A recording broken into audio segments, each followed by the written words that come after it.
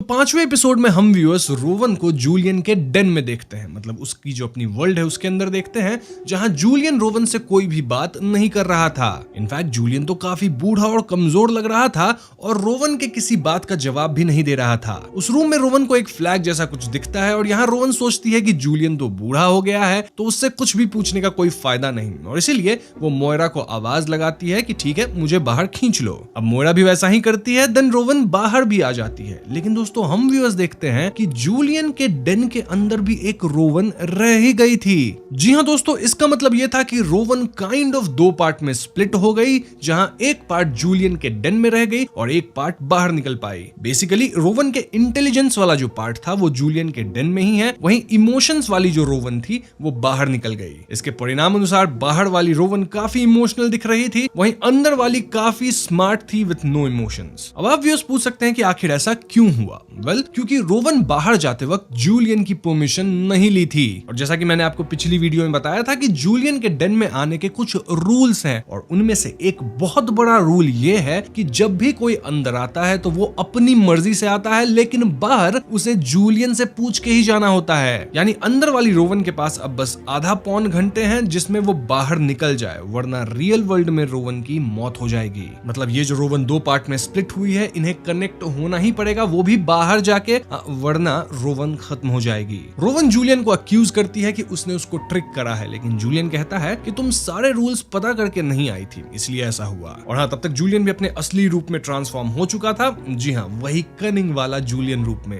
अब ध्यान रहे दोस्तों कि बाहर के लोगों को भनक भी नहीं थी कि हाफ रोवन तो अंदर फंसी हुई है और वो बाहर वाली रोवन के साथ ही बातचीत कर रहे थे। वहीं जूलियन के डेन में मेफेयर हाउस की एक छोटी सी कॉपी बनी हुई थी जिसके अंदर सब कुछ रियल टाइम में होता रहता था। मतलब जो कुछ भी मेफेयर हाउस में हो रहा है इस कॉपी के अंदर भी हम रियल टाइम में देख पाएंगे। इस कॉपी के जरिए अंदर वाली रोवन सबको आवाज लगाने की कोशिश करती है कि भाई मुझे बाहर निकालो, लेकिन ऑफ कोर्स रियल वर्ल्ड में उसे कोई सुन नहीं पाता। खैर अब समय बीतता जा रहा था और रोवन बाहर जाने के लिए तड़प रही थी। वहीं बाहर वाली रोवन डिसाइफर करने की कोशिश कर रही थी कि आखिर जूलियन का प्लान है क्या। मतलब जूलियन ही लैशर को कहीं तो शिफ्ट किया है, बट द क्वेश्चन इज कहां शिफ्ट किया है। दे इवेंचुअली फिगर आउट कि ये जगह स्कॉटलैंड में है। अब आप पूछ सकते हैं कि ये लोग फिगर आउट कैसे किए? वेल, मोयरा कोर्टलैंड की मेमोरीज पढ़ के बताती है कि कोर्टलैंड स्कॉटलैंड जा चुका है, वो भी अपने फादर जूलियन के साथ। नाउ हैरानी की बात यह थी कि कोर्टलैंड को खुद ये बात याद नहीं थी कि वो कब स्कॉटलैंड गया था। सो यस, कोर्टलैंड समझ जाता है कि उसके फादर जूलियन ने ही कुछ तिकरम भिरा के कोर्टलैंड की मेमोरीज को मिटा दिया है। बट मोयरा अपने पावर से कोर्टलैंड की सप्रेस्ड मेमोरीज को भी एक्सेस कर पा रही थी, मतलब फुली नहीं लेकिन कुछ हद तक, क्योंकि मेमोरीज इन जनरल कनेक्टेड होती हैं लाइक वेब्स, और अगर सही थ्रेड को पुल करोगे तो सारा एक्सेस मिल सकता है। डॉली जीन बताती है कि जूलियन ने कोई जादुई ड्रिंक या एलिक्सर बनाया था जिसको पीने से लोग पुरानी बातें भूल जाते थे, और ऐसा ही शायद कोर्टलैंड के साथ भी किया गया था। कोर्टलैंड भी अपने फादर के कमरे में जाकर इस ड्रिंक का तोड़ ढूंढने लगता है ताकि मोयरा उसके दिमाग में जाके सारी इन्फो निकाल सके। वहीं जो रोवन बाहर निकल गई थी वो काफी ज्यादा वीक फील कर रही थी, इतनी वीक कि मोयरा उसके थॉट्स को पढ़ पा रही थी। अगर आपको याद हो तो रोवन का मैजिक इतना स्ट्रॉन्ग है कि यूजुअली मोयरा उसके थॉट्स को नहीं पढ़ पाती है, लेकिन अब मोयरा पढ़ पा रही थी। इट मींस कि रोवन बाहर वाली वीक है, और मोयरा खुद भी इस बात से थोड़े आश्चर्य में थी। ना मोयरा भी कोर्टलैंड की मदद करना चाहती थी और वो उसे कुछ पिल्स वगैरह खिलाती है। खैर अब अंदर वाली रोवन जूलियन से बातचीत करने की कोशिश करती है, लेकिन जूलियन कोई कच्चा खिलाड़ी थोड़ी था, वो रोवन को कुछ भी नहीं बताता। लेकिन रोवन भी काफी स्मार्ट थी तो वो कॉन्स्टेंटली कोशिश किए जा रही थी। ये दोनों अब स्कॉटलैंड के डोनेलेथ नाम के एक गांव के बारे में बात करते हैं जहां एक कासल था और पेगन स्पिरिट्स या गॉड्स वहां रहा करते थे। जूलियन बताता है कि उसकी मां मार्गरेट उसे वहां ले गई थी और मार्गरेट भी वहीं डोनेलेथ में पढ़ाई करती थी, और बातों बातों में रोवन को समझ आ जाता है कि नेचर के ओरिजिनल डीटीज जो होते हैं ना, उन्हीं को टाल्टोस कहा जाता है। अब आपको याद होगा एल्ब्रिज के ऑफिस में सिप को एक जला हुआ कागज मिला था जिसमें टाल्टोस लिखा हुआ था, और इन जनरल मैंने आपको कहा था कि आप इस टर्म को याद रखना।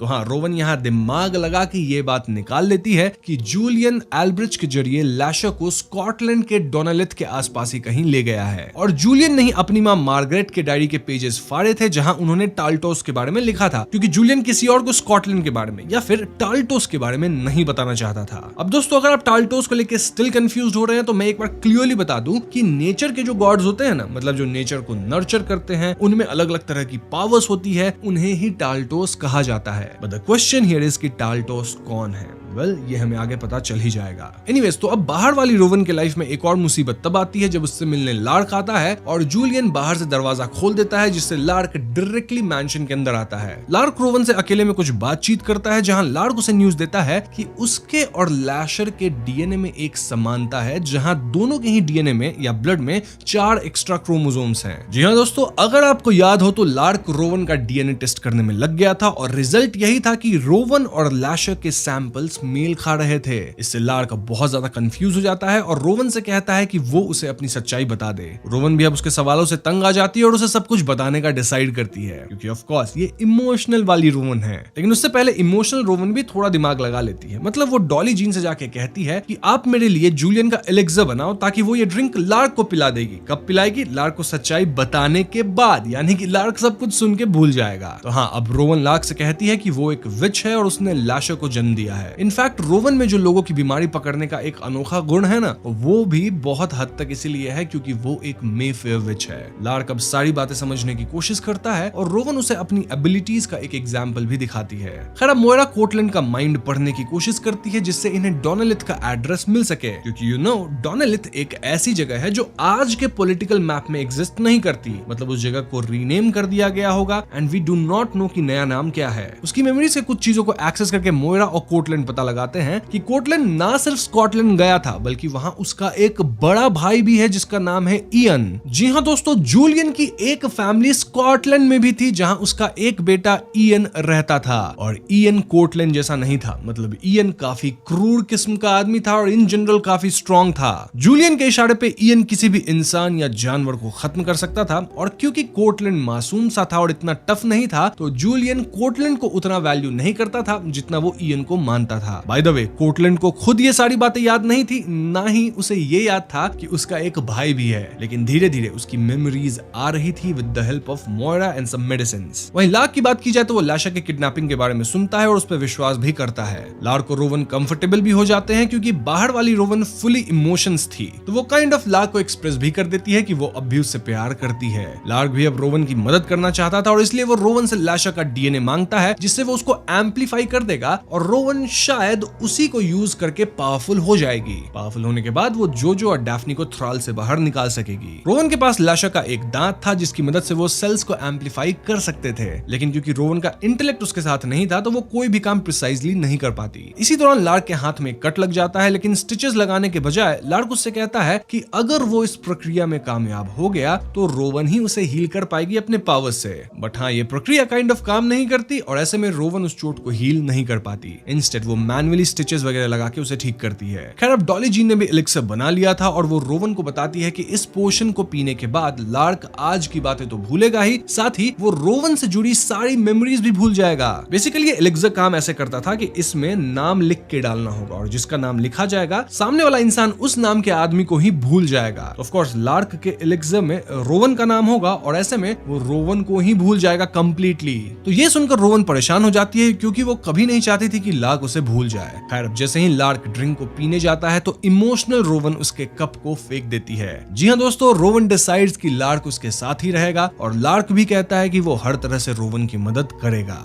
अब अगले सीन में हम देखते हैं कि रोवन का टाइम समाप्त हो रहा है और बाहर वाली रोवन अचानक से जमीन पे गिर जाती है। क्यों? क्योंकि टाइम समाप्त होते ही रोवन खत्म हो जाएगी और उसका असर काइंड ऑफ शुरू हो गया था। इस पॉइंट तक सारे घर वाले भी नोटिस कर चुके थे कि रोवन अपने यूजुअल सेल्फ में नहीं थी, मतलब कुछ तो गड़बड़ था। कोर्टलैंड तो अपने फादर को जानता था, तो वो कहता है कि हो सकता है जूलियन ने किसी तरह की ट्रिक प्ले करी होगी। ये सुनते बाहर वाली रोवन समझ जाती है कि उसका कुछ पार्ट तो अंदर छूट गया है और वो वही चैंटिंग्स मतलब रिचुअल वगैरह करने लगती है टू ब्रिंग हरसेल्फ आउट और अंदर वाली रोवन भी धीरे धीरे कोलैप्स करने लगती है। जूलियन उसे एक ड्रिंक ऑफर करता है जो उसके हिसाब से एक एज ओल्ड वाइन थी फ्रॉम सम होममेड प्रोसीजर। लेकिन अब तो डरने की कोई बात नहीं थी क्योंकि रोवन जूलियन के गिरफ्त से बाहर जा रही थी और जाते जाते वो ये भी देख लेती है कि उस ओल्ड वाइन बॉटल के ऊपर स्कॉटलैंड के एक गांव का नाम लिखा था एंड द विलेज वाज किलब्राइड। ऐसे में रोवन समझ जाती है कि जूलियन की दूसरी फैमिली किलब्राइड स्कॉटलैंड में रहती है जहां लैशर को ले जाया गया है। अब क्योंकि बाहर वाली रोवन अंदर वाली के लिए एज ए रोप काम करके उसे बाहर खींच ली, तो एन वक्त पे मतलब एकदम समय खत्म होने से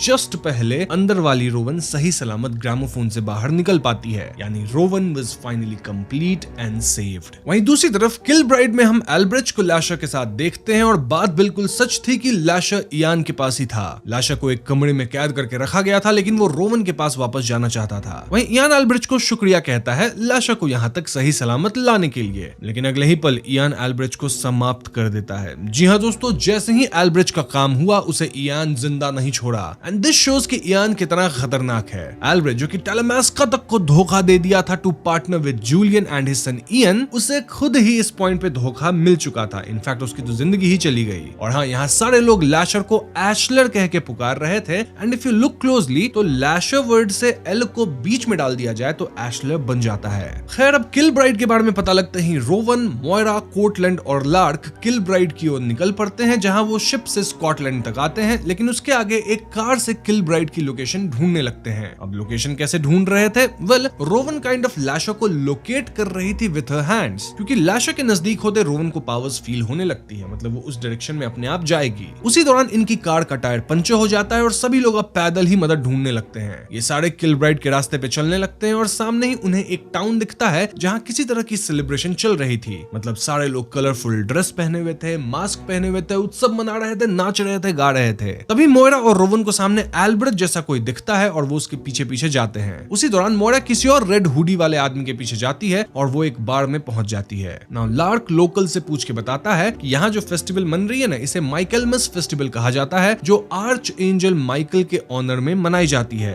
और इस फेस्टिवल में एक ड्रैगन भी इन्वॉल्व होता है। और यहाँ इस टाउन के जो मे फेयर्स थे ना, वही इस फेस्टिवल में काफी पैसा वगैरह भी देते थे। अब हालात ये थे कि रोवन, कोर्टलैंड और लार्क तो साथ थे, लेकिन इनकी सीयर मोयरा जो सबका माइंड रीड कर सके, वही इन्हें बिना बताए कहीं तो चली गई थी। किल ब्राइड में इन्हें रहने का कोई भी होटल नहीं मिल रहा था, जिससे सारे परेशान हो जाते हैं। लेकिन एक रिसेप्शनिस्ट उनसे कहती है कि हामिश नाम का बंदा आप सभी को एक दूसरे होटल में ले जाएगा, तो आप उसके ट्रक में बैठ सकते हैं। रोवन को इन सभी बातों से शक होता है और वो लार्क से कहती है कि वो मोयरा को बिना ढूंढे यहाँ से नहीं जाएगी। दूसरी तरफ इयान के घर में लाशा काफी गुस्सा हो रहा था, क्योंकि वो एल्ब्रेच से मिलना चाहता था, लेकिन एज वी नो एल्ब्रेच तो अब जिंदा ही नहीं था। बाय द वे, एल्ब्रेच जैसा एक कोई दिखा था ना फेस्टिवल में, वेल ये कोई और इंसान था जो कि एल्ब्रेच का फेस मास्क बना के पहन लिया था। अब इयान का बेटा एबल लाशा को समझाता है कि लाशा कोई आम इंसान नहीं है, बल्कि वो सेंट एशलर है जो इस धरती पे वापस आया है, मतलब अवतरित हुआ है ह्यूमैनिटी के भलाई के लिए। और सेंट एशलर टाल्टोस धरती के देवताओं में से आखिरी देवता है। जी हाँ दोस्तों, यहाँ हम समझ पाते हैं कि लाशा कोई सेटन या बुरी शक्ति नहीं है, बल्कि वो तो भगवान है जो लोगों का भला करता है। और उसे जूलियन यहाँ इसलिए भिजवाया ताकि एशलर अपने मेट से मिल सके, उससे शादी कर अपने जनरेशन को आगे बढ़ा सके। दोस्तों, आपको याद होगा कि एडल्ट होते ही लाशा सभी मेफेयर की औरतों से इंटीमेट होना चाह रहा था, क्योंकि उसमें बहुत स्ट्रॉन्ग इंस्टिंक्ट थी कि वो अपने ऑफस्प्रिंग्स पैदा करे। लाशा अब अपनी ब्राइड से मिलना चाहता था और इयन उसे अपने साथ फील्ड में ले जाता है। लाशा को यहाँ मोटे मोटे रस्सियों से बांधा गया था और पीछे से 2-3 लड़के उसकी लगाम पकड़े हुए थे। वहीं खेत की दूसरी तरफ उसे एक लड़की याक में बैठी हुई दिखती है, जिसकी स्मेल मिलते ही लाशा पागल हो जाता है। मतलब लाशा उसकी तरफ जाने की कोशिश कर रहा था उसके साथ इंटीमेट होने के लिए, लेकिन पीछे जो लड़के थे वो लाशा को रोके रखते हैं। ये याक पे बैठी लड़की ही लाशा की ब्राइड थी, जिसे उसकी शादी होने वाली थी और उसका नाम था एमिलेथ। लाशा और एमिलेथ की शादी कल किल ब्राइड में होने वाली थी और इसी पूरी सेरेमनी के लिए लाशा को यहाँ लाया गया था।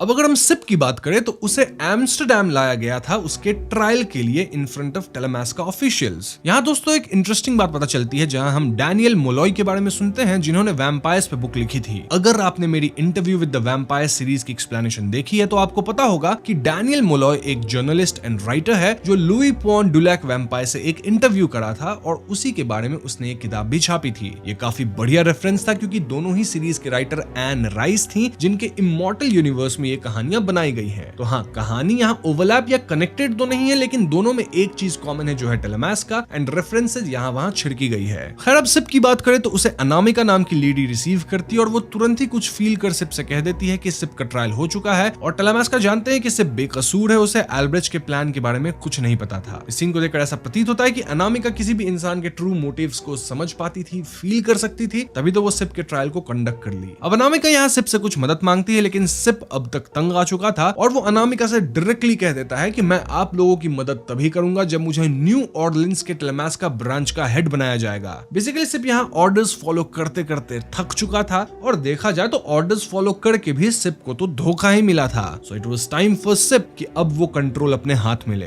तो हाँ, वो तभी अनामिका के लिए काम करेगा जब से फुल अथॉरिटी दी जाएगी। अनामिका उसका फ्रस्ट्रेशन समझती है और वो उससे कुछ वक्त मांगती है उसके डिमांड को पूरा करने के लिए। अब अगले सीन में हम रोवन को मोयरा को ढूंढते हुए देखते हैं जो कहीं नहीं मिलती और फाइनली रोवन डिसाइड करती है कि वो हामिश के ट्रक में बैठकर उसके बताए हुए होटल में जाएंगे। अब दोस्तों हामिश सीधा इन्हें इयान के घर ले जाता है क्योंकि वो इयान का बेटा था। जी हाँ दोस्तों, इयान इतना शातिर आदमी था कि वो खुद रोवन को अपने घर लेके आया और पूरे टाइम उन पे नजर रखे हुए था। रोवन यहाँ सीधे पॉइंट पे आती और पूछती है कि लैशर कहाँ है। इस पे इयान कोई सीधा जवाब नहीं देता। इंस्टेड वो रोवन को अपने घर वालों से मिलाता है जहाँ उसकी एक बेटी रोज भी थी और ये लड़की थोड़ी अजीब सी थी। इयान नाटक भी करता है कि वो मोयरा को ढूंढने कुछ लोगों को भेजा है, जबकि असलियत में हम गेस कर पा रहे हैं कि उसी ने मोयरा को कहीं छुपा के रखा होगा। क्यों? क्योंकि मोयरा सबके दिमाग के थॉट्स को पढ़ सकती है, तो ऐसा नहीं होना चाहिए ना। लार्क कहता है कि उन्हें वापस टाउन जाना चाहिए, लेकिन रोवन यहीं घर में रहने का डिसाइड करती है। खैर अब एक बात यहाँ इंपॉर्टेंट है कि इयन कोर्टलैंड को अच्छे से जानता था और उसे पुरानी सारी बातें याद थी,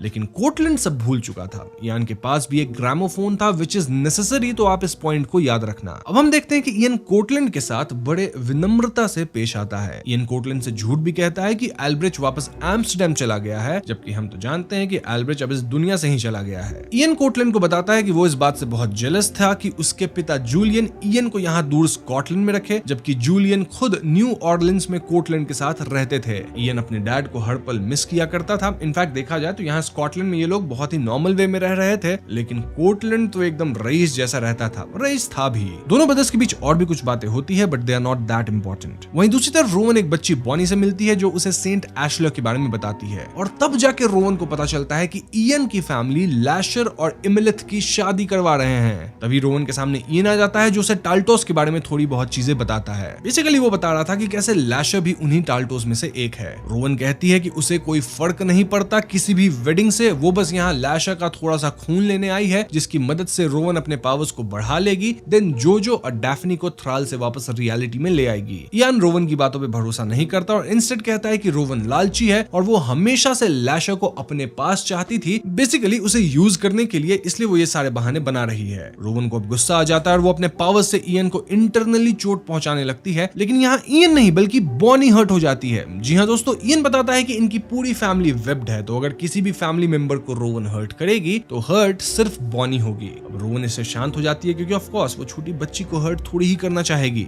और ऐसे भी रोवन अच्छी इंसान तो है एटलीस्ट अब तक, तो वो बात को आगे नहीं बढ़ाती। वहीं इयन उन्हें लैशर की शादी अटेंड करने को फोर्स करता है। अब रात को फीस्ट के दौरान रोवन हैमिश के पास जाकर उससे दोस्ती करने का ट्राई करती है क्योंकि देख के लग रहा था कि हैमिश अपने फैमिली से खुश नहीं है। रोवन उसे ऑफर करती है कि अगर वो उसे मोयरा का पता बता देगा तो वो हैमिश के बाहर पढ़ने या सेटल होने का इंतजाम कर देगी। हैमिश उसे ज्यादा कुछ तो नहीं बताता, लेकिन इतना जरूर हिंट देता है कि आप बेसमेंट के टनल्स में देखना, तो वहां आपको शायद कुछ मिल जाए। अब उसी रात कोर्टलैंड और इयन साथ में कार ड्राइव में निकलते हैं, जहां इयन बातों बातों में कोर्टलैंड को कन्फ्रंट करता है कि उसे पता है कि कोर्टलैंड को पिछला कुछ भी याद नहीं है। तो ऐसे में कोर्टलैंड नाटक क्यों कर रहा है कि उसे सब कुछ पता है। इस पे कोर्टलैंड उससे कहता है कि जूलियन ने उसकी सारी मेमोरीज मिटा दी है, जिसकी वजह से उसे ठीक से कुछ याद नहीं है, लेकिन हाँ उसकी मेमोरीज थोड़ी बहुत वापस आ रही है। इयन कोर्टलैंड से शेयर करता है कि लैशर और एमिलिथ की शादी के बाद इयन के परिवार यानी यहाँ के मेफेयर्स को काफी ताकत मिलेगी, जिसे वो रियल मैजिक कहते हैं, और वो कोर्टलैंड को हिदायत देता है कि उनकी कार सही हो जाने के बाद वो यहाँ से चला जाए। इस पे कोर्टलैंड कहता है कि उसे रोवन और बाकी सबकी परवाह है, जिसके चलते वो अकेला घर वापस नहीं जाएगा। वहीं दूसरी तरफ लार्क को रोज सेड्यूस करने लगती है, और तो और उसे एल्ब्रिच का फेस स्किन भी मिट्टी में पड़ा दिखता है। इससे डर के लार्क रूम में वापस आ जाता है और घर जाने को बेताब हो जाता है, लेकिन रोवन उसे शांत करती है और कहती है कि नहीं, हमें यहाँ रहना होगा। उस रात लार्क और रोवन इंटीमेट भी होते हैं।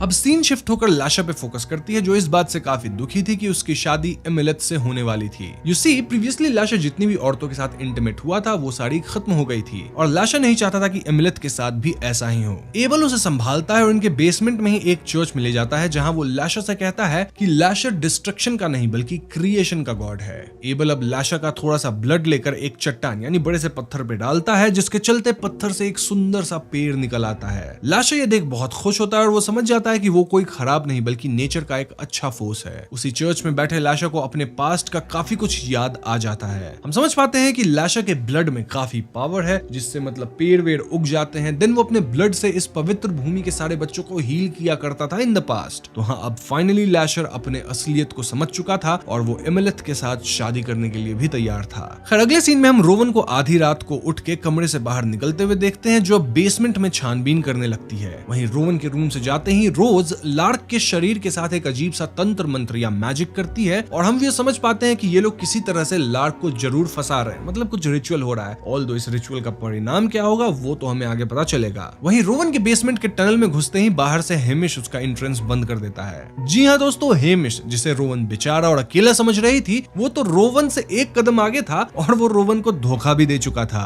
अब रोवन के पास कोई और ऑप्शन नहीं था तो वो टनल्स में आगे बढ़ती है और एक पॉइंट के बाद उसकी जो हाथों से आग बनाने की एबिलिटी थी ना, वो काफी बढ़ जाती है, इंडिकेटिंग कि वो लैशर के करीब है। अब वो उत्साहित हो आगे बढ़ती है, जहां एक डोर के पीछे उसे बॉनी और उसकी मां अमिंथा खड़ी मिलती है, जिनके हाथ में एक छोटा सा कांच का बॉटल था जिसमें लैशर का खून था। अमिंथा जो कि इयान की वाइफ है, वो कहती है कि रोवन यही लेने किलब्राइड आई थी ना, तो वो अब अपने घर वापस लौट सकती है इस खून को लेके। लेकिन अब रोवन कहती है कि उसे पहले मोयरा से मिलना है। अमिंथा इसके लिए मान जाती है और वो रोवन को मोयरा के पास ले जाती है। तो हाँ, अब मोयरा रोवन से मिलती है जो बिल्कुल सही सलामत थी और मोयरा रोवन को एक बात बताती है कि इन लोगों ने एल्ब्रिज को समाप्त कर दिया है। इसके अलावा मोयरा को ज्यादा कुछ पता नहीं चल पाया था क्योंकि अब तक कोई भी इयन की साइड से उसके पास आता ही नहीं था, दूर से ही उससे इंटरेक्ट करता था। और तो और जो लेडी उसे गार्ड कर रही थी वो भी एकदम बुद्धू जैसी थी, तो उसका दिमाग पढ़ के भी कोई फायदा नहीं है। रोवन अब मोयरा को लाशा के ब्लड मिलने की बात बताती है, लेकिन मोयरा उस पर गुस्सा करते हुए कहती है कि तुमने उसे लिया क्यों नहीं, मतलब इसे लेके ये लोग आराम से निकल सकते थे। जिसपे रोवन कहती है कि उसे पहले लाशा से मिलना है, फिर ही वो कुछ डिसाइड करेगी। तब तक मोयरा को यहीं रहना होगा क्योंकि मोयरा को तो कोई लाशा के पास नहीं जाने देगा। तो हाँ, रोवन कहती है कि मैं तुम्हें वापस लेने जरूर आऊंगी। मोयरा इस बात से अपसेट तो होती है, लेकिन रोवन अब रुकने वाली तो नहीं थी।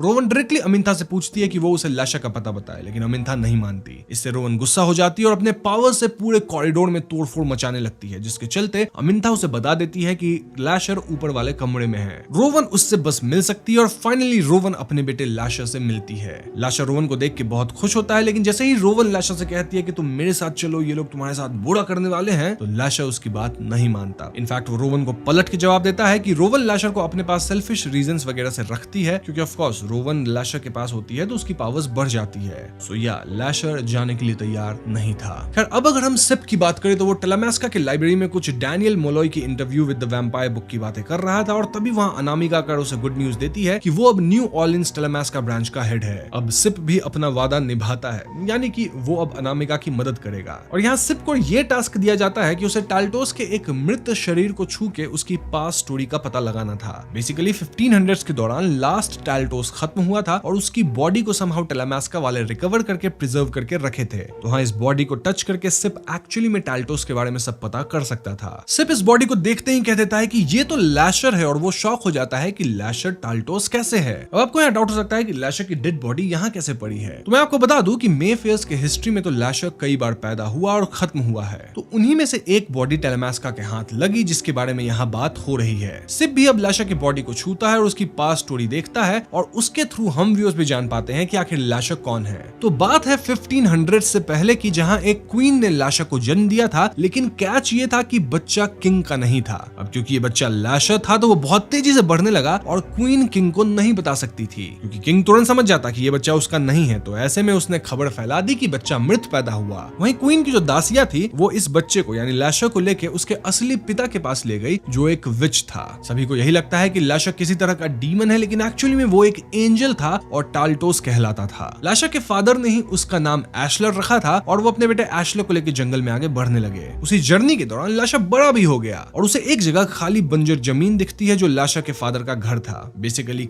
किंग के लोगों ने उस जगह को जला दिया था क्योंकि ऑब्वियसली उसकी पत्नी, मतलब किंग की जो पत्नी थी क्वीन, वो लैशर के पिता से प्रेग्नेंट हुई थी और लैशर निकल गया था, तो इसी का बदला किंग लिया। खैर अब लैशर का खून जमीन पे पड़ते ही वो बंजर भूमि एकदम से हरी भरी हो गई और सून लैशर एक प्रीस्ट बन गया जो लोगों की मदद करता था। और उसी दौरान उसकी मुलाकात एमिलेथ से हुई जो कि खुद काइंड ऑफ टाल्टोस थी और इसीलिए उससे लैशर या एशलर शादी करने वाला था। खैर तो ये सब सिप को भी पता चलता है और लैशर ने खुद ये सारी बातें रोवन को बताई थी और वो कहता है कि उसका असली मकसद इस धरती पे आने का ये है कि वो नेचर को अपने घर गांव सभी चीजों से वापस रिवाइव करे जो इंसानों ने खत्म कर दिया है। मतलब नेचुरल चीज जिस तरह से हम डिप्लीट कर रहे हैं उनको लैशर वापस लेके आएगा और इसके लिए लैशर बहुत थैंकफुल है, उसका एक पर्पस है लाइफ में। वैसे जिस तरह से सिप को ये स्टोरी पता चली वैसे ही लैशर भी रोवन को बता रहा था, मतलब एक ही साथ हमें दिखा दिया गया कि सिप एंड रोवन दोनों को ये स्टोरी पता चल गई है। है। रोवन सारी बातें समझ तो रही थी कि किस तरह से इयन ने लाशा का ब्रेन वॉश किया है, और वो लाशा को ये भी बताती है कि ये सब लोग इतने ही अच्छे होते तो उन्होंने मुझे तुमसे मिलने क्यों नहीं दिया, और इन्होंने एल्ब्रेच को क्यों खत्म किया। मतलब भले ये लोग लाशर को एमुलेट से मिलवा रहे हैं, शादी करवा रहे हैं, बट इसके पीछे इनका कोई डार्क मोटिव जरूर होगा। अब लाशर ये सब बात सुनने के मूड में नहीं था, तो वो रोवन से साफ कह देता है कि उसे ये शादी करनी ही है, और रोवन उसे रोके नहीं बल्कि इस सेलिब्रेशन में शामिल हो।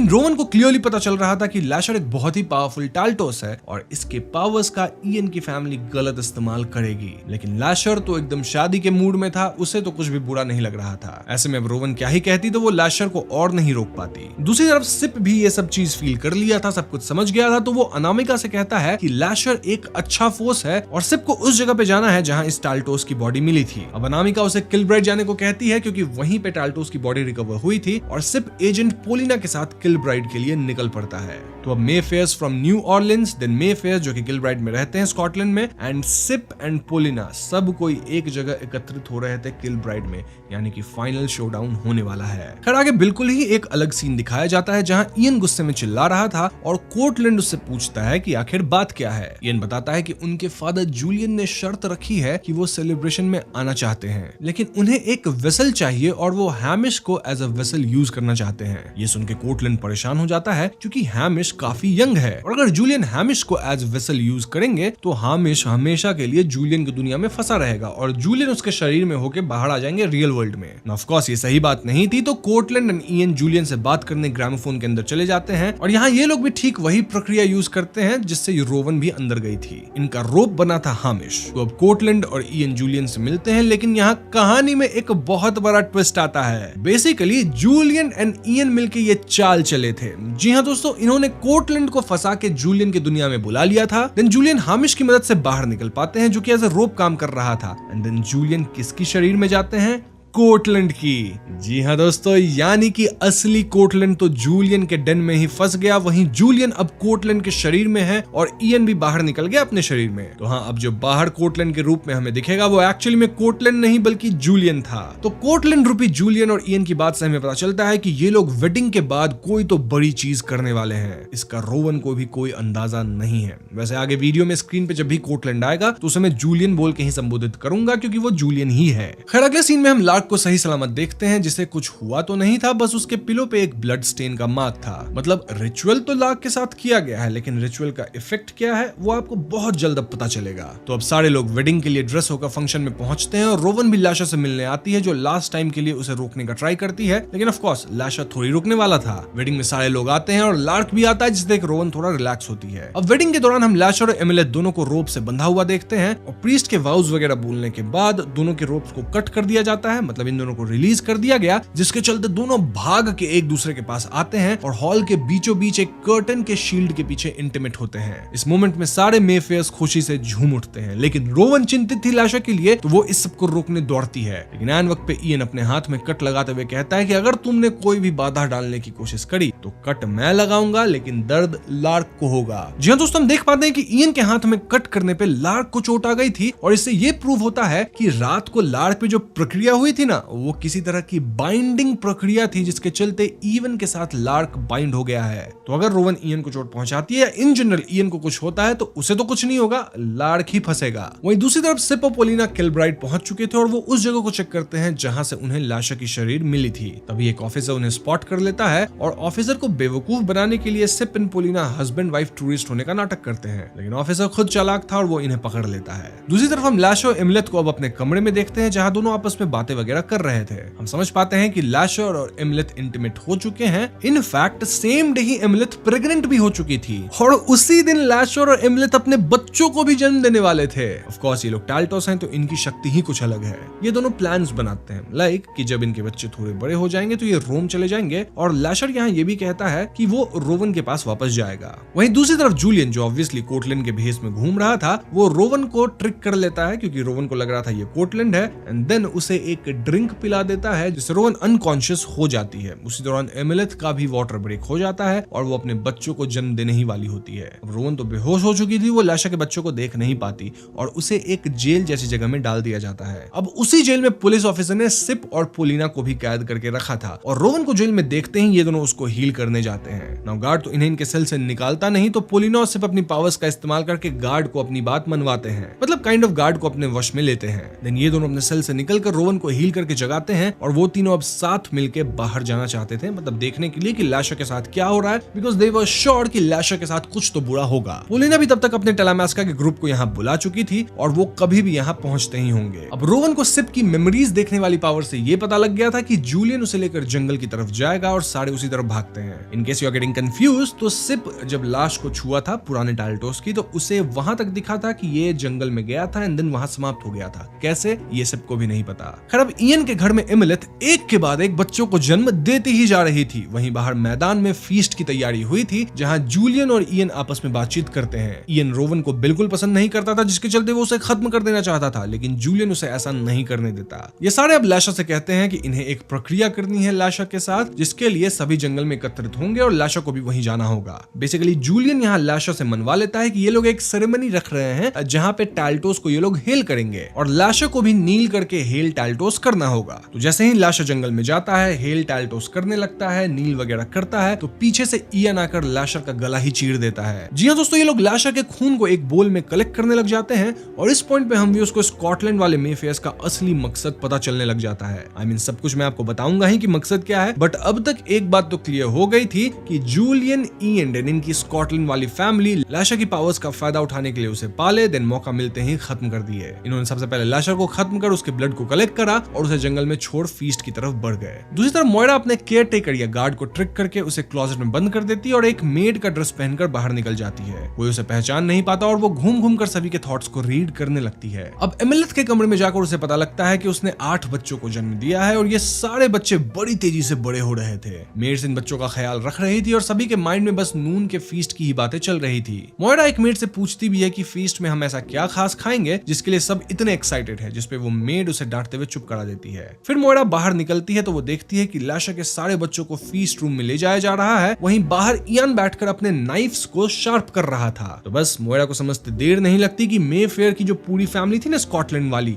ये लोग लाशर के बच्चों को ही खाना चाहते थे या फिर उनका खून पीना चाहते थे, जिससे इनकी पावर्स बहुत ज्यादा बढ़ सके। जी हाँ दोस्तों, ये था उनका असली मकसद। मतलब ये लोग लाशा का भी खून पी सकते थे, बट देन वो सफिशिएंट नहीं होता, तो बच्चों को पैदा करवाए, मतलब ढेर सारे टाल्टोस सबको खत्म करेंगे, देन उनका खून पी जाएंगे। तभी तो स्कॉटलैंड वाले मेफेयर इन बच्चों को खिलाने पिलाने में लगे हुए थे, जिससे ये बच्चे जल्दी से बड़े हो जाए, वेल नरिश्ड हो जाए, तो ज्यादा खून होगा, इनके ज्यादा काम आ सकेंगे। इस गांव के मेफेयर इन बच्चों का खून कलेक्ट करने के लिए हाथ में बोल और नाइफ लेकर बिल्कुल तैयार थे। वहीं जंगल में घूमते घूमते रोवन को लाशा की बॉडी मिल जाती है जो अपनी आखिरी सांसें ले रहा था। और क्योंकि लाशा अब तक पूरी तरह से मरा नहीं था, मतलब थोड़ी प्राण उसमें बाकी थी, तो रोवन उसे सेव करने की पूरी कोशिश करती है। यहाँ रोवन अपनी हीलिंग पावर का इस्तेमाल करती है एंड लाशर एक्चुअली में हील होकर जिंदा हो भी जाता है। तो अब रोवन, लाशर, सिप और पोलिना एक टीम में होते हैं और ये लोग आगे बढ़ते हैं ताकि ये लोग लाशर के बच्चों को बचा सके। फॉर्चुनेटली ये लोग मोइरा से भी मिल जाते हैं जो इन्हें जूलियन के इविल प्लान के बारे में बताती है और ये फीस्ट वाली जगह की तरफ बढ़ने लगते हैं। अब इससे पहले ये बदमाश लोग बच्चों के साथ गलत करते, उससे पहले लाशर वहां आ जाता है और इयान को चुनौती दे देता है। वहीं इयान लार्क को भी पकड़ लाया था जिसको इन्होंने अपने साथ बॉन्ड कर रखा था, लेकिन इस बार इयान के खुद को हर्ट करने पे लार्क को हर्ट नहीं होता क्योंकि अपेरेंटली जूलियन ने इस जादू को तोड़ दिया था। मतलब जूलियन इयान तक को धोखा दे चुका था। जी हाँ दोस्तों, इयान अपने डैड से पूछता है कि उन्होंने उसके साथ ऐसा विश्वासघात क्यों किया, जिसपे जूलियन साफ साफ कह देता है कि उसे तो रोवन ही चाहिए एज हिज पार्टनर। जी हाँ, यहाँ जूलियन वापस से पलट चुका था और वो लाशर का खून भी पी के तमाम शक्तियों को प्राप्त कर चुका था। जूलियन रोवन को इसलिए अपनाना चाहता था क्योंकि हम सब जानते हैं कि Rowan is kind of the strongest, और इस पूरे मास्टर प्लान के पीछे जूलियन ही था, जहां वो पहले अपने बेटे कोटलैंड को धोखा दिया और एंड में इयान तक को धोखा दे चुका है। खैर अब लाशर को वुल्फ वगैरह को कमांड देने आता था, तो वो एक वुल्फ को इयान के साथ भिड़ा देता है जिससे वो खत्म हो जाता है। और यहाँ लाशर और रोवन स्कॉटलैंड के सारे मेफेयर से भिड़ जाते हैं। बस फिर क्या था, यहाँ घमासान लड़ाई शुरू हो जाती है और जूलियन तो अब रोवन की साइड में था, तो वो रोवन को हर्ट नहीं करता। ये दोनों ग्रुप्स आपस में बुरी तरह से लड़ते हैं और इतने में टेलामास्का ग्रुप के एजेंट्स भी यहाँ आ जाते हैं। अब ये जगह तो एक मैजिकल शील्ड से प्रोटेक्टेड थी, तो ऐसे में टेलामास्का का एक एजेंट शील्ड को समहाउ तोड़ के सभी को अंदर एंट्री देता है। टेलेमास्का के एजेंट सारे बच्चों को सेव करने के लिए उन्हें फीस्ट वाली जगह से रेस्क्यू कर भगाने लगते हैं। बाय द वे, अब तक आप ये तो जरूर समझ गए होंगे कि लैशर के बच्चे भी टाल्टोस ही हैं, मतलब वेरी पावरफुल, तभी तो इन्हें खाने का या इनका खून पीने का प्लान बन रहा था। वहीं दूसरी तरफ लैशर और रोवन मिलकर स्कॉटलैंड वाले मेफेयर्स को बुरी तरह से हरा चुके थे, लेकिन देन इयान की पत्नी अमिंथिया थी ना, वो लैशर के हार्ट पे एक एक्स से वार कर देती है, जिससे लैशर फाइनली अपना दम तोड़ देता है। इनफैक्ट रोवन भी इस बार लैशर को नहीं बचा पाती। रोवन लैशर के मृत्यु पे बहुत रोती है और तभी वहां जूलियन लैशर का ब्लड लेके आता है, जो रोवन को ये पीने के लिए इंसिस्ट करता है। बेसिकली जूलियन चाहता था कि वो और रोवन इस धरती पे सबसे शक्तिशाली बने और आपस में मिलकर पूरे कायनात को रूल करे, लेकिन रोवन को ये मंजूर नहीं था। यहाँ जूलियन तरह तरह की बातें कर रोवन को मैनिपुलेट करने की कोशिश करता है, लेकिन रोवन फिर भी उसकी बातों में नहीं आती। खैर जूलियन टेलेमास्का के ग्रुप के पीछे पड़ जाता है, क्योंकि टेलेमास्का के एजेंट्स बच्चों को लेके भाग रहे थे, मतलब छोटे छोटे टाल्टोस। जूलियन यहाँ सारे लोगों पे बिजली गिराने लगता है, लेकिन लकीली सारे बच्चे तब तक किलब्राइट से बाहर निकल चुके थे, यानी टेलेमास्का वाले इन बच्चों को बचा लिए थे और यहाँ से भाग गए थे। ऑल्दो इस समय टेलेमास्का की एजेंट पोलिना जूलियन के बिजली के झटके से मारी जाती है। बच्चों के भाग जाने के बाद जूलियन भी इस जगह से गायब हो जाता है, क्योंकि अब उसका यहाँ कोई काम था नहीं। वहीं रोवन लैशर के समाप्त होने से काफी उदास थी और देखा जाए तो अब उसके पास कोई ऑप्शन नहीं था, तो वो लैशर का खून पी लेती है। ऐसा करते उसे खुद में एक असीम ताकत फील होती है, जहां अब वो लैशर की पावर्स पोजेस करने लग गई थी। अब भले ही लैशर समाप्त हो चुका है, लेकिन उसकी खून की वजह से रोवन बहुत पावरफुल हो चुकी है। अब आप पूछ सकते हैं कि रोवन लैशर के ब्लड को क्यों पी ली, मतलब ये तो गलत है ना। तो वेल, रोवन यहाँ काइंड ऑफ जूलियन के खिलाफ अब वॉर करने वाली थी और इसके लिए उसे भी तो पावर्स चाहिए ना, तो हाँ, इसीलिए वो लैशर का ब्लड पी के पावर्स हासिल कर ली। या फिर दूसरी थ्योरी आप ये कह सकते हैं कि रोवन हमेशा से पावर के पीछे थी, तो पावर जब मिलने का मौका हुआ तो वो खून पी के पावर को पा ली। एनीवेज, तो यहाँ पे खत्म हो जाता है स्कॉटलैंड का पूरा सीन और इसके बाद हम रोवन को लैशर के बहुत सारे ब्लड को कलेक्ट करते हुए देखते हैं और इसे कलेक्ट करके वो न्यू ऑर्लिन्स लौट रही होती है। बेसिकली रोवन के आगे का प्लान ये था कि वो इन ब्लड से लोगों को हील करेगी। अब हील करेगी या जूलियन से लड़ेगी वो तो रोवन ही जाने। वैसे लार्क ये सारा कुछ नहीं चाहता था। लार्क चाहता था कि जो हो गया, अब हमें आगे बढ़ना चाहिए एंड जो भी ब्लड है उसको हटा देना चाहिए। बट रोवन के थॉट्स अलग थे, तो बेसिकली यहाँ लार्क और रोवन को अब अलग अलग रास्ते पे जाना होगा। बस फिर क्या था, रोवन भी लार्क से ब्रेकअप कर लेती है और वो उसे जूलियन का एलिक्सर भी पिला देती है, जिससे लार्क हमेशा के लिए रोवन के बारे में भूल जाएगा। तो हाँ, अब लार्क रोवन के पीछे नहीं आएगा। ऑल्दो लार्क ये जरूर कहता है कि रोवन अगर कभी उससे मिले तो प्लीज रोवन उसके साथ थोड़ा फ्लर्ट वगैरह करे। खैर, तो इसके बाद रोवन मेफेयर हाउस लौटती है, जहां वो जोजो और डैफ्नी को थ्राल से वापस ले आती है, क्योंकि ऑफ कोर्स वो अब काफी पावरफुल हो गई है। यहाँ हम पूरे मेफेयर घर को रोशनी से भरते हुए देखते हैं। ऑल्दो ये घर काफी हद तक टूट चुका था, मतलब बहुत बुरी हालत में था। वहीं बाहर हम जूलियन को देखते हैं, जो एक अंधेरे जगह से रोवन पे नजर रखे हुए था। मेफेयर विचेस का सीजन 2 यहीं पे खत्म हो जाता है। तो दोस्तों, ये थी मेफेयर सीजन 2 की detail explanation and I am pretty sure कहानी आपको क्लियरली समझ में आ जाएगी। कहानी का मेन विलन हम लैशर को मान रहे थे, लेकिन वो तो एक देव मानुस निकला रे। मेन विलन तो जूलियन था। जूलियन का बेटा इयान भी कुछ कम नहीं था, लेकिन अंत में जूलियन अपने बेटे इयान तक को धोखा दे दिया। वहीं कोटलन की बात की जाए तो वो तो जूलियन के डेन में फंस चुका है, पता नहीं कब बाहर निकल पाएगा। वहीं रोवन की जिंदगी में हम लार्क को भी आते हुए देखते हैं, मतलब कि इनका जो प्यार था वो कहीं ना कहीं वापस से जागृत हुआ और इससे रोवन को थोड़ी स्टेबिलिटी भी मिली। वहीं लार्क भी अपनी तरफ से पूरी मदद किया रोवन की। ऑल्दो एंड में लार्क सब कुछ भूल गया और इन दोनों के रास्ते अलग हो गए। अब लैशर को किडनैप करने के बाद उसकी शादी करवाई गई एमिलेथ से और उनके बच्चे भी हुए, जिसके चलते ही हम जूलियन का और स्कॉटलैंड के मेफेयर्स का पूरा प्लान समझ सके। जूलियन लैशर का ब्लड पीकर काफी स्ट्रॉन्ग बन गया था। वहीं एंड मोमेंट पे टेलेमास्का के एजेंट्स आकर लैशर के सारे बच्चों को जूलियन से बचा लेते हैं, वरना अगर इन बच्चों को समाप्त कर दिया जाता तो स्कॉटलैंड वाली जो मेफेयर फैमिली थी ना, सब के सब बहुत ताकतवर हो जाते हैं। ऑल्दो इस सब हाथापाई में लैशर जिंदा नहीं बचा। वैसे मैं आपको एक सीक्रेट बता दूं कि सीरीज के एक सीन में यह भी दिखाया गया है कि एमिलेथ अपने एक बच्चे को अपने पास ही रख ली थी, लेकिन एंड में उन दोनों के बारे में कोई खबर हमें नहीं मिली। सो यस, एमिलेथ और उसका एक बच्चा जो कि टाल्टोस है, वो कहां है ये शायद किसी को नहीं पता। वहीं रोवन लैशर की मौत से काफी दुखी थी और वो उसके ब्लड को पी लेती है, जिससे अब उसके अंदर असीम ताकत आ गई थी। तो यस, हम एक और सीजन एक्सपेक्ट कर सकते हैं जहां हम जूलियन और रोवन को आपस में भिड़ते हुए देखेंगे और शायद एमिलेथ के बारे में भी हमें कुछ आगे दिखाया जाए। देन उसका जो एक छोटा बच्चा है जो कि टाल्टोस है, उसके बारे में भी हम जानेंगे। खैर, ये सब तो हो गई इस सीजन की बात, लेकिन व्यूअर्स का क्या कहना था अबाउट दिस सीजन। अब मोस्ट ऑफ द लोगों को लगता है कि मेफेयर विचेस की सीरीज बुक से काफी डिफरेंट है। इनफैक्ट कईयों का तो ये भी कहना है कि इसको एन राइस की बुक का अडेप्टेशन ना कहकर लूजली बेस्ड कहना चाहिए, क्योंकि सीजन 2 में हर एपिसोड में ड्रास्टिक बदलाव लाए गए हैं। मतलब बुक से कहानी काफी ज्यादा बदल दी गई है। लैशर का कैरेक्टर या फिजिकल अपीयरेंस बुक वाले कैरेक्टर से काफी अलग है, जिससे कुछ वियर डिससैटिस्फाइड है। बुक में लैशर रोवन के लाइफ में एक एरी प्रेजेंस था, जहां वो लैशर के मैनिपुलेटिव नेचर से डिस्टर्ब थी। वहीं सीरीज में उसे काफी अच्छे लाइट में दिखाया गया है। मतलब उसकी वाइब्स एक रॉक स्टार जैसी थी, और ये मैं सीजन 1 की बात कर रहा हूँ। अगर सीजन 2 की बात की जाए तो लाशा बिल्कुल भी इविल था ही नहीं। अब जो सिप का कैरेक्टर है ना, वो बुक के 2 कैरेक्टर का मिक्स है, विच वर रोवन्स लव इंटरेस्ट माइकल करी और उसके फादर फिगर एरन लाइटनर। तो हाँ, ये भी काफी अजीब सी बात है कि सीरीज में दोनों कैरेक्टर्स को मिक्स करके सिप्रियन ग्रेव या सिप को लाया गया है। अब सीरीज में कोर्टलैंड और कार्लोटा को एक ही जनरेशन के सिबलिंग्स दिखाए गए हैं, वेयर इन बुक ये दोनों डिफरेंट जनरेशन के थे, जहां पावर इक्वेशन इनका बैलेंस नहीं होता था। हैरानी की बात तो ये है कि रोवन का फिजिकल अपीयरेंस बिल्कुल बदल दिया गया है। जहां बुक में Rowan was a blonde girl with grey hairs, लेकिन सीरीज में she has dark brown hairs with blue eyes. हालांकि ये ज्यादा बड़ा चेंज तो नहीं था, लेकिन एज अ व्यूअर हम थोड़ी सी ओरिजिनलिटी एक्सपेक्ट तो कर ही सकते हैं। अब सीरीज के अंदर काफी कुछ क्लियर है, तो थियरी ऐसी कुछ नहीं है, एक्सेप्ट हम आगे का प्रेडिक्शन कर सकते हैं। तो आगे एक चीज तो क्लियर ही है कि रोवन और जूलियन आपस में भिड़ेंगे, एंड देन जो बच्चे टाल्टोस है, जो कि अब तक बड़े भी हो गए होंगे,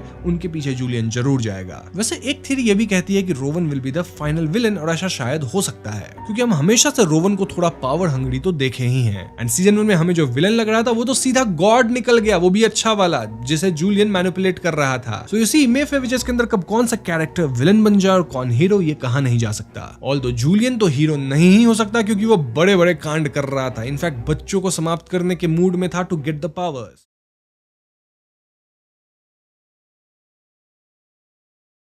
तो पहला सवाल जो हमारे मन में आता है कि आखिर ये आर्क ऑफ द कवेनेंट है क्या? वेल, बाइबल के second hand book the book of exodus में बताया गया है कि 1200 बीसी में मोसेस और इजराइलिट्स एक प्लेग से बचते हुए रेड सी क्रॉस करके इजिप्ट निकलते हैं और माउंट सनाई पे रुकते हैं। यहाँ गॉड उन्हें द 10 कमांडमेंट्स देते हैं। इस सेक्रेड नॉलेज को सेफ रखने के लिए इजराइलिट्स ने इन कमांडमेंट्स को टैबलेट्स पर रिकॉर्ड करके एक सैंड बुक में रखा। ये sand book he arc of the covenant कहलाती है। ये आर्क बहुत ही स्पेसिफिकली बनाया गया था और इस पर अंदर से बाहर तक सोने की एक परत चढ़ाई गई थी। इस सैंड बुक की ढक्कन पर 2 चेरुबिम यानी कि एंजेलिक बीइंग्स बने हुए थे और ये आर्क धार्मिक रूप से एक बहुत ही महत्वपूर्ण अमानत है। द ओल्ड टेस्टामेंट में लिखा हुआ है कि इन 10 कमांडमेंट्स के मिलने के बाद इजराइलिट्स आर्क ऑफ द कवेनेंट को लेकर 40 सालों तक डेजर्ट में चलते रहे और इस दौरान इस आर्क ने कई चमत्कार भी दिखाए। वो फाइनली जेरूसलम पहुंचे जहां के राजा थे सोलोमन। किंग सोलोमन दुनिया का पहला ज्यूइश टेंपल स्टैब्लिश करते हैं और उस टेंपल में एक स्पेशल रूम बनाते हैं जिसका नाम होली ऑफ होलीज रखा जाता है। अगले कई 100 सालों तक ये आर्क उसी टेंपल में रहता है। बट देन आता है 587 बीसी और जेरूसलम पे बेबीलोनियन आर्मी का हमला होता है। कई दिनों तक चलने वाले इस हमले में जेरूसलम के मंदिरों को लूटा जाता है और वहां आग लगा दिया जाता है। इस आग में बहुत कुछ जलकर राख हो गया था और इस घटना के बाद आर्क का कहीं कोई रिकॉर्ड या मेंशन तक नहीं है। पर सवाल यह है कि क्या द आर्क ऑफ कवेनेंट इस आग में जल गया या क्या वो आज भी इस दुनिया में मौजूद है, और अगर मौजूद है तो कहां? वेल, इसी को लेके मेरे पास काफी सारी थियरीज है जिसे एक एक करके अब हम डिस्कस करेंगे। तो पहली थियरी के हिसाब से आर्क ऑफ द कवेनेंट उस आग में जल गई। देखो, ये मोस्ट अज्यूम्ड आउटकम है स्टोरी का, क्योंकि अगर टेंपल में आग लग गई थी तो इट्स क्वाइट पॉसिबल कि वो आर्क ऑफ द कवेनेंट भी जल गई होगी। ज्यादातर लोग यही मानते हैं क्योंकि जब जेरूसलम पे अटैक हुआ था तब ज्यूज को इतना टाइम नहीं मिला होगा कि वो इसे बहुत दूर ले जाएं। वैसे भी उन 90 दिनों तक बेबीलोनियन सोल्जर्स ने इस सिटी को चारों तरफ से घेर लिया था, तो इस हिसाब से आर्क को बचाने का कोई स्कोप था ही नहीं। इनफैक्ट अगर आप सोचे तो आर्क ऑफ द कवेनेंट 2 चीजों से मिलकर बनी थी, जो कि है लकड़ी और सोना। और हम सब जानते हैं कि अगर आग का टेम्परेचर हाई एनफ हो जाए तो वो सोना को भी पिघला सकता है और लकड़ी में तो बहुत ही आसानी से आग पकड़ सकती है। सो या पहली थियरी यही कहती है कि आर्क ऑफ द कवेनेंट आग में ही डिस्ट्रॉय हो गई। बट देन दूसरी थियरी आती है जिसके हिसाब से the arc of the covenant को बेबीलोन ले जाया गया। हो सकता है कि अटैक के वक्त बेबीलोन ने इसे लूटा और अपने साथ अपने देश लेकर चले गए, लेकिन यहाँ आता है एक ट्विस्ट। हिस्टोरिकल रिकॉर्ड्स में जहाँ पर बेबीलोनियंस के सारे लूट के रिकॉर्ड्स हैं, वहाँ इस आर्क का कोई मेंशन नहीं है। पॉइंट यह है कि बेबीलोनियंस हर चीज की काफी डिटेल्ड रिकॉर्ड्स रखते थे और उनके रिकॉर्ड्स में सोलोमन की बनाई हुई मंदिर के जलने का जिक्र और लूटेड गुड्स का भी लिस्ट है। बट देन वहां किसी बक्से का या फिर आर्क ऑफ द कवेनेंट का जिक्र नहीं है। तो अगर आर्क वाकई में बेबीलोन ले जाया गया तो इसका कोई रिकॉर्ड क्यों नहीं है? ये थियरी इसलिए भी वीक पड़ जाती है क्योंकि उस वक्त इतनी भारी चीज को लेकर ट्रैवल करना भी आसान नहीं था। और सोच के देखो, जो लोग लूट रहे थे उन्हें तो इस स्क्रिप्चर की वैल्यू पता भी नहीं होगी, तो वो इतने भारी चीज को क्यों ले जाना चाहेंगे? सो यस, थियरी 2 काफी ज्यादा वीक है, बट देन पॉसिबिलिटी इसकी भी है। इसी के साथ हम बढ़ते हैं थर्ड थियरी की तरफ, जो कि कहती है कि the arc of the covenant आज भी मिडिल ईस्ट में कहीं पे है। इस थियरी के अकॉर्डिंग एक्सपर्ट्स का मानना है कि जब अगर ये आर्क बेबीलोनियंस के हाथ लग गई होती, तब भी वो इस भारी सी चीज को बहुत दूर लेकर नहीं जा सके होंगे। ज्यादातर हिस्टोरियंस का ये मानना है कि बेबीलोनियंस या ज्यूज दोनों में से कोई भी इसे कहीं दूर ले नहीं जा पाए होंगे। तो आज भी ये आर्क मिडिल ईस्ट में या शायद जेरूसलम में ही कहीं छुपी हुई है। मतलब इसे दूर नहीं ले जाया गया, वहीं कहीं छिपा दिया गया एंड अब तक सेफ है। ये थियरी आगे तब बढ़ती है जब साल 2007 में रॉनी और एली नाम के दो आर्कियोलॉजिस्ट्स को एक मंदिर से निकलती हुई एक टनल मिलती है जो शहर के बाहर जाकर निकलती थी। ये टनल किद्रो रिवर के पास निकलती है और अगर इस थियरी को माना जाए तो ये अज्यूम किया जा सकता है कि आर्क ऑफ द कवेनेंट को उस फायर से बचा लिया गया था इस टनल के थ्रू। बट देन अगेन, अगर टनल के थ्रू किद्रो रिवर तक हम पहुंच भी गए हैं तो वहां से आर्क को कहां ले जाया गया, और अगर कहीं दूर नहीं ले जाया गया तो क्या कुछ लोगों को आर्क का लोकेशन मिल गया है? वेल 1952 में डेड सी में कुछ स्क्रोल्स मिले थे जिनमें से एक कॉपर स्क्रिप्चर मिला था। इन स्क्रोल्स के अंदर ऐसे रिलीजियस टेक्स्ट्स थे जो कि एक्चुअली बाइबल में मिसिंग थे। ऑल्दो मशहूर क्रिमिनल इन्वेस्टिगेटर जिम बारफील्ड का ये मानना है कि इन स्क्रोल्स पे जो टेक्स्ट है वो वर्ड ऑफ गॉड नहीं है। उनका कहना था कि स्क्रोल पर बाइबल की कहानियां नहीं बल्कि टेंपल ऑफ सोलोमन में रखे हुए ट्रेजर्स तक पहुंचने के इंस्ट्रक्शंस थे। जिम भी थर्ड थियरी में बिलीव करते हैं, यानी कि वो मानते हैं कि आर्क ऑफ द कवेनेंट को मंदिर के नीचे बने टनल्स के थ्रू बचा लिया गया था। सेकंड मैकाबीज बुक में भी ऐसा ही कुछ मेंशन्ड है कि प्रॉफिट जर्मिया ने आर्क को बेबीलोनियन से बचा लिया था। वैसे मैं जो भी इंफॉर्मेशन यहाँ दे रहा हूँ, इनको अगर आप और डिटेल में पढ़ना चाहते हैं तो मैं कुछ बुक्स लिंक कर दूंगा प्रोडक्ट सेक्शन में, उसे आप चेकआउट कर सकते हैं। एनीवेज, जिम बारफील्ड का मानना था कि आर्क को कुमरान नामक नजदीकी शहर में ले जाया गया होगा। ये वही जगह है जहाँ पे डेड सी स्क्रोल मिले थे। उनके अकॉर्डिंग उस कॉपर स्क्रोल में 64 ऐसे प्लेसेस का मेंशन है जहाँ शायद सारे ट्रेजर्स इंक्लूडिंग द आर्क को छुपाया गया होगा। जैसे कि स्क्रोल के एक पैराग्राफ में मेंशन्ड है कि ईस्ट में सीढ़ियों के नीचे करीब 1000 पाउंड्स ऑफ सिल्वर बरीड है। जब जिम बारफील्ड ने इंस्ट्रक्शंस को फॉलो किया तो उन्हें वो सीढ़ियां मिल गई। फिर उसी कॉपर स्क्रोल में एक आंगन और कुआं मेंशन्ड था जहां अपेरेंटली 33 टन्स ऑफ गोल्ड दफन है। अब दोस्तों, वो वेल भी उन्हें मिल गया। वो इन सबूतों को अथॉरिटीज तक ले गए और उन्हें डिगिंग करने की रिक्वेस्ट की, बट ही वाज डिनाइड। बारफील्ड इन जगहों पर फिर से गए, लेकिन इस बार एक मेटल डिटेक्टर के साथ, और इन दोनों ही स्पॉट्स पे डिटेक्टर ने हाई रीडिंग दी, पर उन्हें तब भी परमिशन नहीं मिली। अब स्क्रोल और इन दो लोकेशंस की मदद से बारफील्ड ने एक तीसरा लोकेशन स्पॉट किया। इन रूइन से कुछ ही दूरी पे एक छोटा सा माउंटेन है जहां एक केव है जो कि बंद है। लेकिन यहाँ हैरान करने वाली बात यह है कि स्टडी करके पता चला कि ये केव नेचुरली नहीं बल्कि इंटेंशनली बंद हुई है। जब बारफील्ड ने इस केव के एंट्रेंस की सैंपल टेस्टिंग के लिए भेजी तो उन्हें पता चलता है कि ये वो मैन मेड मोर्टार से बनी है जो कि बेसिकली उस जमाने का कंक्रीट था। जब बारफील्ड ने केव को मेटल डिटेक्टर से इंस्पेक्ट किया तो वहां की रीडिंग पहले दोनों स्पॉट से 5 गुना ज्यादा हाई थी। इस सब के बाद जिम बारफील्ड को यकीन हो चुका था कि आर्क ऑफ द कवेनेंट और कहीं नहीं बल्कि इसी केव के अंदर है। But the interesting part is कि उन्हें डिगिंग की परमिशन नहीं मिलती है और आज भी ये परमिशन नहीं मिली है। So you see, third theory काफी ज्यादा स्ट्रॉन्ग है। बट देन अगेन हम फोर्थ थियरी की तरफ भी बढ़ते हैं जिसमें कहा गया है कि आर्क कुमरान से शिफ्ट की गई थी। एक कैथोलिक मिलिट्री ऑर्डर जिसका नाम था poor fellow soldiers of the Christ in the temple of Solomon, जिन्हें द नाइट्स टेम्पलर के नाम से भी जाना जाता था। इस ग्रुप को इनके सीक्रेसी के लिए जाना जाता था। इस थियरी के अकॉर्डिंग द नाइट्स टेम्पलर ने पोप और सिटी लीडर्स दोनों को ही कन्विंस कर लिया था कि जब क्रिश्चियन पिलग्रिम्स अपने होली टाउन के लिए निकलेंगे तब ये लोग उन्हें प्रोटेक्टेड रखेंगे। पर जैसे ही नाइट्स टेम्पलर ने अपनी हेडक्वार्टर्स माउंटेन के ऊपर स्टैब्लिश कर लिया, उन्होंने वहां की खुदाई शुरू कर दी। उन्हें ट्रेजर्स में कोई इंटरेस्ट नहीं था, बस उन्हें रिलीजियस रिलिक्स में इंटरेस्ट था और उनके लिए the arc of the covenant किसी प्राइज से कम नहीं था। सो इस थियरी के अनुसार नाइट्स टेम्पलर को आर्क मिल गया और वो इसे अपने यूरोपियन हेडक्वार्टर्स जो कि फ्रांस में था वहां ले गए। माना जाता है कि आर्क मशहूर स्पॉट कार्टरस कैथेड्रल में कई सौ सालों तक रहा। जब टेम्पलर्स को आउटलॉज घोषित कर दिया गया तब उन्होंने इस आर्क को फिर से शिफ्ट किया और इस बार वो इसे स्कॉटलैंड ले गए, जहां उन्होंने कुछ रिच और इन्फ्लुएंशियल फैमिलीज के साथ मिलकर रोजलिन चैपल बिल्ड की ताकि आर्क को सेफ रखा जा सके। वर्ल्ड वॉर 2 के दौरान जर्मनी ने कई रिलीजियस रिलिक्स एंड ऑकल्ट्स का सहारा लेने की कोशिश की थी। उनका मानना था कि इन चीजों में रहस्यमय शक्तियां होती हैं जिसे वो अपने बेनिफिट के लिए यूज कर सकते हैं। जैसे ही जर्मनी ने फ्रांस पे कब्जा किया, उन्होंने कई आर्कियोलॉजिकल डिग्स किए।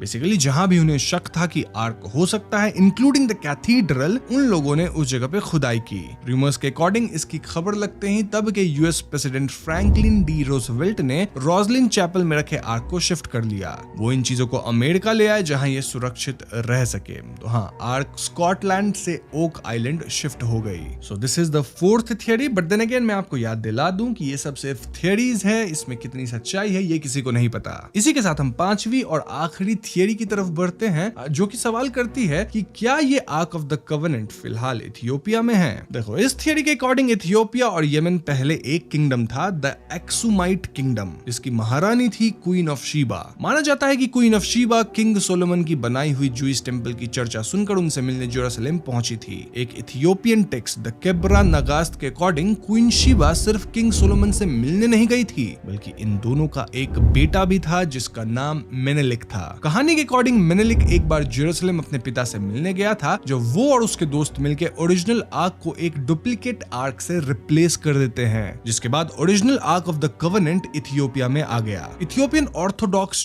Church of Our Lady Mary of Zion का कहना है कि उन्होंने तब से ही इस आर्क की सुरक्षा की है। सिर्फ एक प्रीस्ट जो कि गार्डियन इलेक्ट होता है और उसे गार्डियन ऑफ द आर्क भी कहा जाता है, वही सिर्फ इस आर्क ऑफ द कवेनेंट को देख सकता है और चर्च के अंदर जाता है। बट देन अगेन क्वेश्चन यही है कि क्या वाकई ये बातें सच है या फिर बनी बनाई कहानियां हैं। तो इसी के साथ पांचों थियरीज खत्म होती है और आप मुझे बताइएगा कि आप किस थियरी को मानते हैं। एंड एज आई सेड, अगर आपको और भी नॉलेज चाहिए तो मैं कुछ बुक्स लिंक कर दूंगा जिन्हें आप चेकआउट कर सकते हैं अगर आपका मन हो। सो अगर हम इस वीडियो को कंक्लूड करें तो हम कह सकते हैं कि आर्क ऑफ द कवेनेंट फिलहाल कहां है ये श्योरली किसी को नहीं पता। हर इंसान इस मुद्दे को लेकर अपनी अपनी राय रखता है। कुछ लोग पॉलिटिकली मोटिवेटेड होते हैं, कुछ लोगों की अपनी बहुत स्ट्रॉन्ग बिलीफ्स है, जो भी रीजन है उनके अपने ओपिनियंस हैं। कई लोगों का ये भी मानना है कि आर्क ऑफ कवेनेंट को दिव्य रूप से छिपा दिया गया है और ये सिर्फ भविष्य में ही प्रकट होगा जब एक बार फिर मसीहा धरती पे आएंगे। कुछ लोगों का ये क्लेम है कि एलियंस की नजर भी इस दिव्य आर्क पे थी और वो इसे कब का अर्थ से ले जा चुके हैं। अगर आप सर्च करेंगे तो आपको कुछ पुअर क्वालिटी वीडियोस भी मिल जाएगी जिसमें एक चमकता हुआ यूएफओ मंदिर के ऊपर होवर करता है और गायब हो जाता है।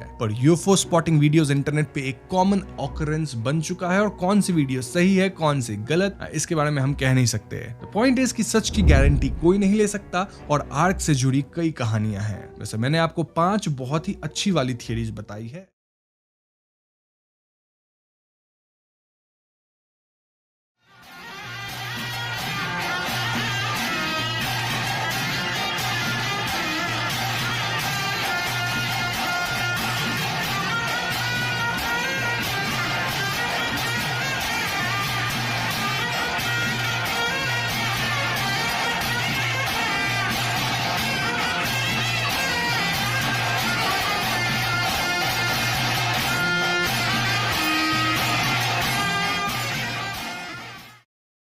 भूता कोला, भूता आराधने या दैव आराधने, ये एक ऐसी कल्चरल प्रैक्टिस है जो कि दक्षिण कन्नड़ा में काफी प्रेवलेंट है और वहां के लोगों की लोकल लैंग्वेज तुलु होती है। इस एरिया को तुलुनाडु भी कहा जाता है और पिन पॉइंट किया जाए तो ये मैंगलोर, उडुपी, कुंदापुरा इन्हीं एरियाज में है। अब मैंने अपने कॉलेज के 4 साल उडुपी में बिताए हैं और मेरे फादर इन लॉ का घर भी उडुपी में ही है, तो मुझे इस कल्चर के बारे में थोड़ी बहुत बातें पता है। सो अगर हम हिस्ट्री में देखें तो ये एग्जैक्ट बता पाना मुश्किल है कि भूता कोला कब से होता आ रहा है। आई मीन लोकल्स के हिसाब से ये कल्चर प्री वैदिक टाइम से फॉलो होता आ रहा है, इनफैक्ट उससे भी बहुत पहले से। और वहीं कई लोग ये भी कहते हैं कि इसकी शुरुआत 800 BC के आसपास हुई थी। अब अगर हम भूता कोला शब्द का अर्थ समझने की कोशिश करें तो भूता मतलब है स्पिरिट और कोला एक तुलु वर्ड है जिसका अर्थ है प्ले।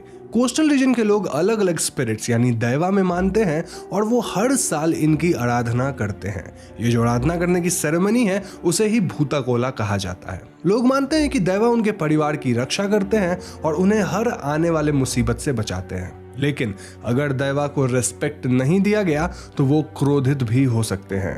कांतारा फिल्म में हमने ऐसा ही कुछ देखा जहां राजा के पास सब कुछ था लेकिन सुख शांति नहीं थी, तो पंजुर्ली दैवा उन्हें सुख और शांति प्रदान किए, लेकिन बदले में राजा को अपने जमीन का एक हिस्सा गांव वालों को देना पड़ा। अब जब उस राजा का वंश गांव वालों से जमीन को वापस हड़पने की कोशिश किया तो क्षेत्रपाल दैवा गुलिगा राजा के वंश को ही खत्म कर दिए। तो अब जबकि आप भूता कोला के बारे में बेसिक बातें जान गए हैं, चलिए मैं आपको कुछ और डिटेल्ड बातें बताता हूँ। तो जिस रात भूता कोला होने वाला होता है तो उस दिन शाम से ही इसकी प्रिपरेशन शुरू हो जाती है। सबसे पहले एक खूबसूरत पंडाल लगाया जाता है जहां फूलों से उसे सजाया जाता है एंड यहीं पे दैवा के आभूषण रखे जाते हैं जैसे कि तलवार, शील्ड, गग्गरा, गहने इत्यादि। अब भूतागोला यूजुअली एक स्पेसिफिक फैमिली ही पीढ़ी दर पीढ़ी परफॉर्म करती आ रही होती है और जिन्हें परफॉर्म करना होता है वो सबसे पहले भूता स्थाना जाकर आशीर्वाद लेते हैं। उन्हें तेल से नहाकर प्योरीफाई किया जाता है ताकि उनके अंदर स्पिरिट आ सके। अब जिन्हें नहीं पता उन्हें बता दूं कि भूता स्थाना उस जगह को कहते हैं जहां दैवा की पूजा करी जाती है। देन परफॉर्मर तैयार होते हैं और वो दैवा की तरह खुद को बनाते हैं जैसे गग्गरा पहनना, गहने पहनना, तलवार लेना इत्यादि। उनका अटायर तब पूरा होता है जब उन्हें कोकोनट लीव्स की बनाई हुई चीजें पहनाई जाती है। अब दोस्तों भूतागोला के वक्त जो नर्तक परफॉर्म कर रहे होते हैं उनका लुक काफी डिफरेंट हो सकता है और ये डिपेंड करता है कि कौन से दैवा का भूता आराधना हो रहा है। तो इसके बाद परफॉर्मेंस शुरू होता है जिसके दौरान दैवा सच में नर्तक को कुछ समय के लिए पजेस करते हैं। इस टाइम पे परफॉर्मर के शरीर में काफी कंपन होता है और वो तेजी से इधर उधर भागने लगते हैं। कुछ केसेस में वो चीजें खाने लग जाते हैं जैसे कि puffed rice, raw chicken, tender coconuts इत्यादि और कई बार उनके हाथ में जीतिगे भी होता है जिसे हिंदी में हम मशाल कह सकते हैं। कोला के दौरान गांव के लोग यूजुअली जिन्होंने इसे ऑर्गेनाइज करवाया होता है वो अपने प्रॉब्लम्स दैवा को बताते हैं और दैवा उसका हल उन्हें देते हैं। वो गांव वालों को आशीर्वाद भी देते हैं। इनफैक्ट कई केसेस में तो वो गांव वालों के पर्सनल डिस्प्यूट्स को भी सॉल्व करते हैं like property case, robbery case इत्यादि। अब दोस्तों इस पॉइंट पे एक बात तो क्लियर है कि हमारे देश के कोने कोने में ऐसे कई कल्चरल फेस्टिवल्स होते हैं जिनके बारे में हमें पता तक नहीं होता। चलो ज्यादा जाने माने फेस्टिवल्स को ही ले लो जैसे कि नवरात्रि, दुर्गा पूजा। वेल इनके इतिहास के बारे में भी बहुत कम लोगों को पता होता है। इसीलिए मैं आपको कुकू एफएम पे history of Navratri and Durga Puja audio book recommend करूंगा जहां आप दुर्गा पूजा और नवरात्रि के इतिहास के बारे में जान पाएंगे। आप समझ पाएंगे कि आखिर क्यों इन 9 दिनों में दुर्गा माँ को पूजा जाता है। अब देखो कुकू एफएम इंडिया का लीडिंग ऑडियो शो प्लेटफॉर्म है जहां 10,000 से भी ज्यादा ऑडियो शोज हैं और इस दिवाली आप ना सिर्फ सब्सक्रिप्शन पे ईयरली सब्सक्रिप्शन पे 50% ऑफ पा सकते हैं बल्कि आप 10 लाख रुपए तक का इनाम जीत सकते हैं। आपको यहां बस 399 वाला ईयरली सब्सक्रिप्शन लेते वक्त दिवाली 50 कोड यूज करना है और आपको वो सब्सक्रिप्शन 199 में मिल जाएगा। साथ ही अगर आप लकी हुए तो आप 10 लाख रुपए तक के प्राइजेस जीत सकते हैं जैसे कि कार्स, गोल्ड कॉइन्स, वाउचर्स इत्यादि। बस ध्यान रखना कि ये ऑफर सिर्फ 25 अक्टूबर तक ही है, तो जल्दी करो। लिंक डिस्क्रिप्शन और पिन्ड कमेंट दोनों में है, उस पर क्लिक करो, कुकू एफएम को डाउनलोड करो और बनाओ ये दिवाली कामयाबी वाली। Coming back to topic, well Tulunadu में अलग अलग फैमिलीज के द्वारा अलग अलग स्पिरिट्स या दैवा को पूजा जाता है। फॉर एग्जाम्पल कांतारा फिल्म में हम पंजुर्ली दैवा के बारे में जाने और साथ ही गुलिगा दैवा को भी देख पाए। दैवा एक सुपर नेचुरल स्पिरिट की तरह है जिन्हें हम डेमी गॉड्स कह सकते हैं और हर दैवा की अपनी एक हिस्ट्री होती है। अब एक ही वीडियो में मैं सारे दैवा के बारे में तो नहीं बता सकता, लेकिन मैं उन 2 दैवा की हिस्ट्री आपको इस वीडियो में जरूर बताऊंगा जिनका जिक्र कांतारा फिल्म में हुआ है। पंजुर्ली शब्द पंजिदा कुड़ले तुलु वर्ड से आया है जिसका अर्थ होता है यंग वाइल्ड बोर। अगर आप पंजुर्ली दैवा के हिस्ट्री को देखेंगे तो आपको कई अलग अलग बातें सुनने को मिलेगी। इसमें से एक है बहुत पहले 5 यंग वाइल्ड बोर थे जिनमें से एक बाकी 4 से बिछड़ गया। अब इस बिछड़े हुए बोर को पार्वती जी देखती हैं और उन्हें यह बहुत प्यारा लगता है, इसीलिए वो इस बोर को कैलाश पर्वत पे अपने साथ रख लेती हैं। समय के साथ ये सूअर बड़ा हुआ और इसके दांत निकलने लगे। अब दांत निकलने की वजह से उसे खुजली हुई और इसी इरिटेशन में ये बोर फसल वगैरह बर्बाद करने लग गया। ये सब देखकर शिव जी क्रोधित हुए और वो इस बोर को कैलाश से पृथ्वी पर भेज दिए एज दैवा। तब से दैवा पंजुर्ली लोगों की रक्षा करते हैं, स्पेशली क्रॉप्स इत्यादि, और उन्हें one of the oldest spirits माना जाता है। अब पंजुर्ली दैवा को लेकर और भी कई अलग अलग कहानियां हैं, लेकिन वो सभी इस मेन स्टोरी से कहीं ना कहीं कनेक्टेड है। साथ ही अलग अलग रीजन्स में आपको पंजुर्ली दैवा के ही अलग अलग नाम देखने को मिल सकते हैं और उनकी कहानी भी एक दूसरे से अलग होती है। तो हो सकता है आप जो कहानी सुने हो वो मेरी वाली से अलग हो। नाउ रियल इंसिडेंट्स की बात की जाए तो उडुपी डिस्ट्रिक्ट के गांव वगैरह में यूजुअली लोग दूसरों के फार्म से कोकोनट या ऐसी ही फल सब्जी वगैरह नहीं चुराते हैं। उनका मानना है कि अगर वो चोरी करेंगे तो दैवा पंजुर्ली उन्हें इसकी सजा देंगे। कई केसेस में जब लोगों ने नारियल वगैरह चुराया तो उसके ठीक अगले दिन से ही उनके घर में मानो विपत्ति आ गई हो। बीवी बच्चे बीमार पड़ने लग गए और उनका काफी नुकसान होने लग गया। ऐसे में जिसने नारियल चोरी करा था वो माफी मांगते हुए ओनर को सारा नारियल लौटाया। ऐसा करते ही वापस घर में सब नॉर्मल हो गया और चोरी करने वाले को अपना सबक मिल चुका था। मैंने तो एक और केस सुना है जहां किसी के घर से गहने चोरी हो गए थे और इसीलिए उन्होंने भूतागोला करवाया और वहां दैवा से पूछा कि मेरे गहने चोरी हो गए हैं, इसका कुछ उपाय बताएं। है। इसके ठीक अगले दिन जिसने गहना चोरी करा था उसकी दोनों बेटियां बीमार पड़ गई और उसके साथ ऐसा सिचुएशन आ गया कि वो गहने लेकर वापस आया और बोला कि मुझसे गलती हो गई, मुझे माफ कर दो। अब जब उन्होंने उसे माफ किया तो उसके ठीक अगले ही दिन बेटियां उसकी ठीक हो गई। तो ऐसी कई कहानियां हैं, यहाँ तो मैं बस आपको 2 बता रहा हूँ। नाउ गुलिका देवा की कहानी भी अलग अलग रीजन्स में अलग अलग बताई जाती है, लेकिन मैं आपको वो बताऊंगा जो मैंने अपने इन-लॉज के यहाँ सुना है। तो एक दिन कैलाश पर्वत पे पार्वती जी को राख के भीतर एक पत्थर दिखता है। पार्वती जी इस पत्थर को शिव जी के पास ले जाती है और शिव जी इसे धरती पे फेंक देते हैं। इस पत्थर से ही गुलिका देवा का जन्म होता है, जिन्हें विष्णु जी के पास भेज दिया जाता है। अब विष्णु जी गुलिका को कहते हैं कि उनका जन्म निलाउल्ला सन के पेट से होगा। इनफैक्ट जब निलाउल्ला सन के 9 महीना की गर्भवती होती हैं तो गुलिका पूछते हैं कि मैं कैसे बाहर आऊं। वो कहती है नॉर्मल तरीके से, लेकिन गुलिका उनका पेट फाड़ के बाहर आते हैं। ऐसा कहा जाता है कि गुलिका को काफी भूख लगी थी और ऐसे में वो सूर्य तक को खाने की कोशिश किए। इतना ही नहीं, वो विष्णु जी के लेक का पूरा पानी पी गए, मछलियां खा गए। इनफैक्ट एक हाथी के खून से भी उनका पेट नहीं भरा। ऐसे में Vishnu ji gave him little finger, जिससे उनका पेट भरा और उन्हें शांत करके पृथ्वी पे भेजा गया। अब गुलिका देवा मंदिर वगैरह की रक्षा करते हैं और इसलिए शायद उन्हें क्षेत्रपाल भी कहा जाता है। आपने कांतारा में देखा होगा कि शिवा के अंदर गुलिका देवा आते हैं तो शिवा पफ्ड राइस खाने लगता है और वो खाना मांग भी रहा था। ये गुलिका देवा का नेचर है। कई जगहों पे गुलिका देवा को पंजुली देवा के साथ ही पूजा जाता है और फिल्म में भी हमने ऐसा ही देखा। और उसके पीछे भी एक कहानी है। उस कहानी में इन दोनों देवा में लड़ाई हुई थी और बाद में सब शांत हुआ था। आई एम नॉट श्योर कि एग्जैक्ट कहानी क्या है, इसलिए मैं इस पे ज्यादा डिटेल नहीं दे पाऊंगा। रियल स्टोरीज की बात की जाए तो ऐसी कई कहानियां हैं जिनमें लोगों ने गुलिका देवा को किसी तरह से अपमानित किया और उनकी मृत्यु मुंह से खून निकल कर हुई। जी हाँ, ठीक वैसे ही जैसा हमने कांतारा फिल्म में राजा के एक वंश को मरते देखा था। Gulika Deva is known to be very angry demigod. तो उनकी कहानियां बहुत सारी है और पास्ट में रियल लाइफ में ऐसी कई बातें हुई हैं जब लोगों ने उनको किसी तरह से ठेस पहुंचाया है और उनकी मृत्यु ठीक वैसे ही खून की उल्टी करके हुई है। अब इनके अलावा कई और देवा हैं, लाइक मंत्रा देवता जिन्हें बाकी देवा से ज्यादा ताकतवर माना जाता है। देन कोरक अज्जा जिनका मंदिर शायद मैंगलोर में स्थित है। अब जैसा कि मैंने कहा कई देवा हैं, उनकी अपनी एक हिस्ट्री है, साथ ही कई रियल लाइफ इंसिडेंट्स भी हैं जिनमें से 1-2 मैंने आपको इस वीडियो में बताया है। But still if you want कि मैं और भी रियल स्टोरीज आपको बताऊं,